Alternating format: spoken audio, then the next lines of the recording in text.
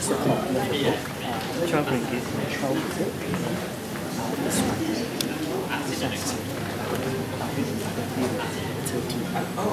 This is it. It's not. Selamat tengah hari semua, ribuan terima kasih kerana sudi datang bersama kami pada pelancaran buku BERSIH Stories kami hari ini. Terima kasih terutamanya kepada tetamu khas kami, Datuk Ambiga, Wong Chin Huat dan Pak Samad Said. Boleh kita bagi tepukan gemuruh kerana sesi kita pada hari ini adalah dalam dua bahasa. So apabila tiba masanya untuk berkongsi pengalaman, sila bebas untuk berkongsi dalam mana-mana bahasa yang tuan-tuan dan puan-puan selesa. Good afternoon everybody, thanks so much for coming. It's very kind of you. We are very happy to have you here as we launch the BERSIH book, which we worked on for quite a while. A lot of volunteers helped to put this together. It's quite a fun book, check it out. So as part of this launch, we thought we'd have organize a little reunion sharing. It's been about 2 months, a little over 2 months since the BERSIH rally, and I think a lot of what the book has tried to do is to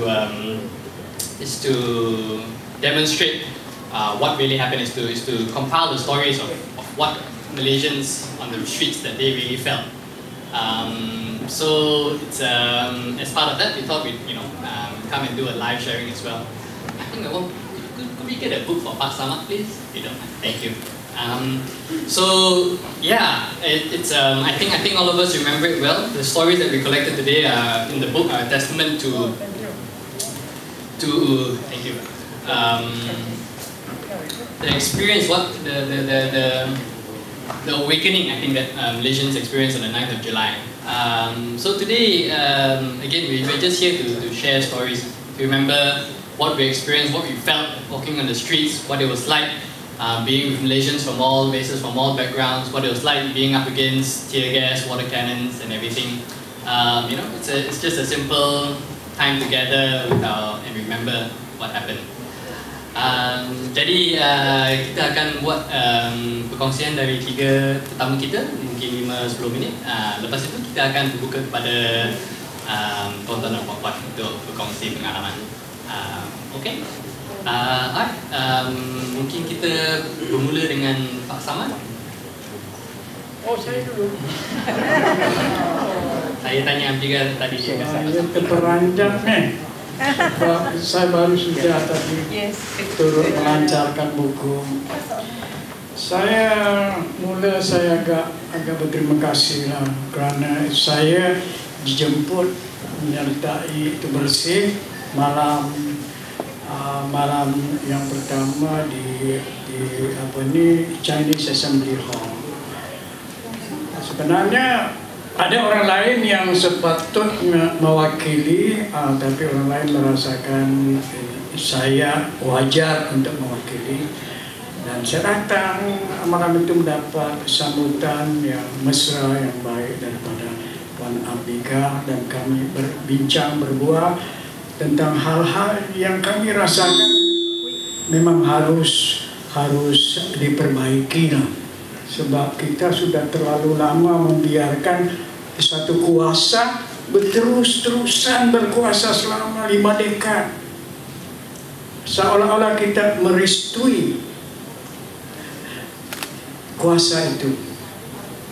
Saya pikir biasanya kalau kuasa yang kita biarkan terlalu lama, dia menjadi arogan, dan malah dia menjadi kejam.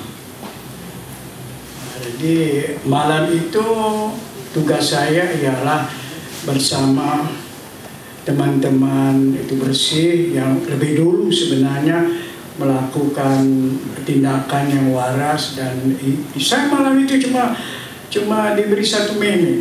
Did you remember that I was given 1 minute? But I make full use of that 1 minute. It was a very golden 1 minute. Saya senang, jadi saya agak kebetulan siangnya diberitahu, dan saya pun menulislah ucapan sekira-kira 15 atau 10 menit. Tapi Hishamuddin Rais, dia yang menguasai situasi, dia kata, Pak Samad 1 menit.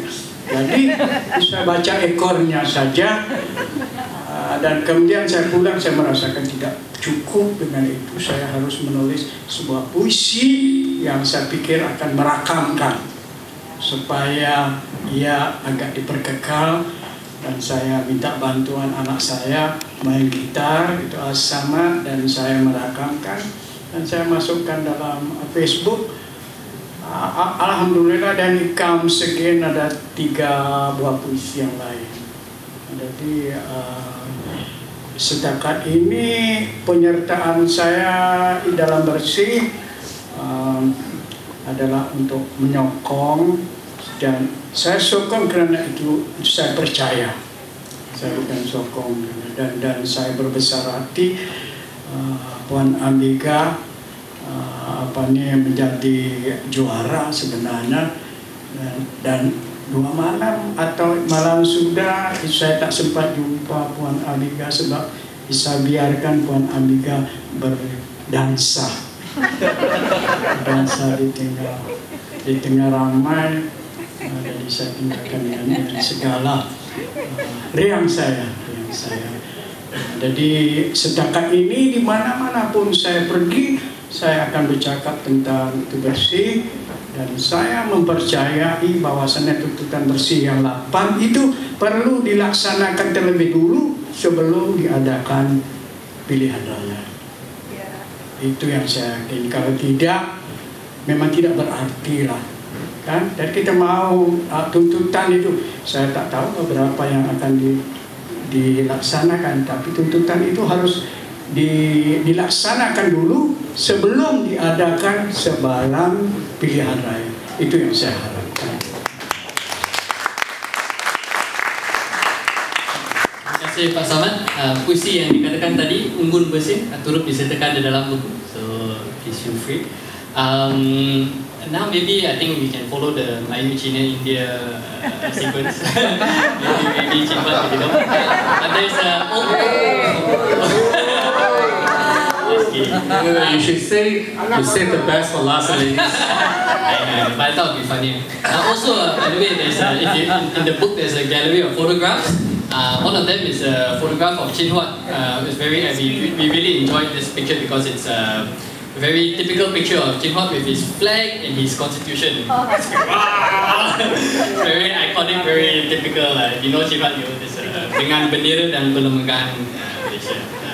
So please, if you could share your experiences of the day. Well, okay, I'll come to that later. But I think what is important to look back was, I think BERSIH 2.0, the rally was the Merdeka experience of our generation. Especially if you look back from the entire controversy surrounding Mat Indra and so on, the official discourse has not been complete. And for most of us, except those with family members who serve in the police and the military, Merdeka is actually something far away. Only the leaders will talk about it, but ordinary people wouldn't have much direct connection to it. But on that day, on July 9, when we went to the streets, we were actually experiencing something for the country. I think many people never feel so strongly being Malaysia on that day. And probably many people haven't encountered so much of love for another fellow Malaysian whom you do not know before. Common in many of the accounts is that people talking about like someone, offering help, or if you want to go back to the communal stereotypings, that the common thing was like the Malay was surprised that Chinese would actually came out. They were not the types that Ibrahim Ali imagined that would stay back and sort our food, and the Chinese was pleasantly surprised that the Malay would say, okay, since you guys are newcomers, you run first. We'll be covering you at the back, and it's that kind of solidarities that I think you can't actually find sometimes even you go back to the Merdeka legacy, because the Merdeka legacy is very much an elitist one. It's only the leaders on the top to actually talk about what they want to do, and okay, then everyone clap and join. But even when you go back, what is Merdeka?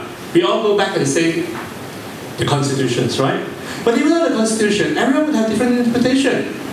Now, the liberal, the minority, the religious and ethnic minority would go back to the Constitution and say, okay, we need to defend this Constitution, and you normally would cite Article 10, Article 11. What about Perkasa? Perkasa also say that we would defend the Constitution. It's Article 3, Article 152, 153, and 181. It's the same thing that we all go back because there was nothing really in common, because the Merdeka legacy does not allow us to actually talk about our differences, let alone conflicts. So we never really have something common. Being Malaysian is a legal reality, but not an emotional one.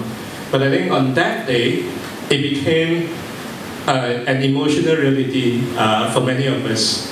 I heard of so many people talking about, say, they gave up their plan of migrating to other countries because they believe that, say, Malaysia is a country worth fighting for and living in.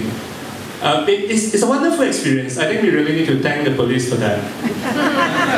If they have given us the stadium and say, okay, as what BERSIH requested, okay, so you usher us in, you facilitate the traffic and so on. The most we can count on and say we make a record by having maybe 100,000 people there. But you wouldn't have that kind of emotional experience that deep on that day. We wouldn't cry together. Now we cry together, first of all, because of the tear gases, right? But then the next thing you cry is because you feel touched. You realize and say, hey, we are not alone, we are not enemies to each other. I mean, that's the kind of experience you can only get when you are fighting a colonial regime.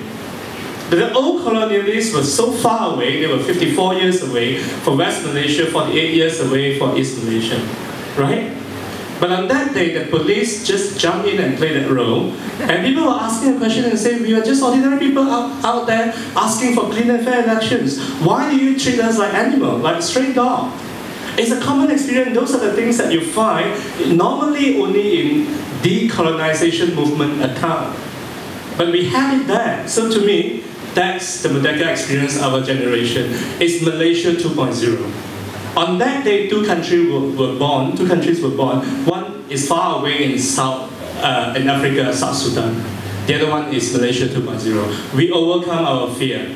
I like to characterize it and say that it's really a series of unintended consequences. They locked down the city, ending up locking us into solidarity. They fired tear gases and water cannon at us, ending up crushing our fear. We went to the street to look for democracy, ending up finding the country. Thank you.